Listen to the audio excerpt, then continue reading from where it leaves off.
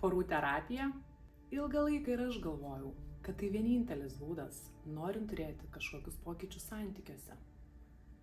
Tačiau ilgainiui tiek aš, tiek mano klienčių patirtis parodė, kad ne visada tai suveikia ir ne visada tai yra įmanoma, kai vyras nieko nenori keisti, nes jam yra gerai taip, kaip yra.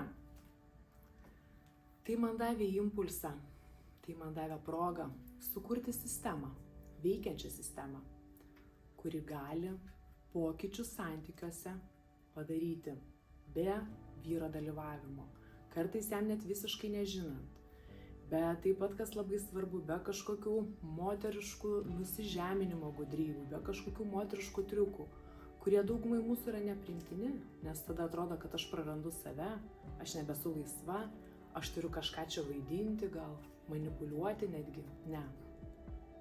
Pokyčiai santykiuose realūs ir ilgalaikiai, kartais tokie ryškus, kad net atrodo 180 laipsnių kampu aš apsuku visą situaciją.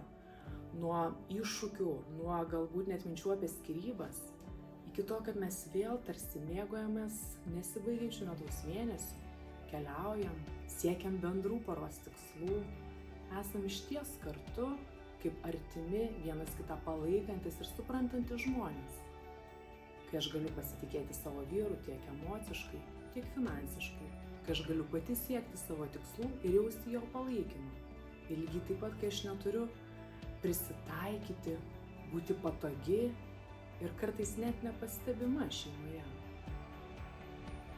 Šio metodo pagalba organizuoju mokymus, kurie bus sutrumpintas variantas viso to, ką aš duodu moteriams programoje Menas būti kartu, kurie bus ir šiame renginyje aš atskleisiu pačius svarbiausius dalykus, nuo ko reikia pradėti, norint pakeisti santykius, norint vėl juose jaustis vertinamai, priimamai, mylimai tokia, kokia aš esu iš tiesų, norint matyti realias vyro pastangas, norint sutarti dėl bendrų poros tikslų.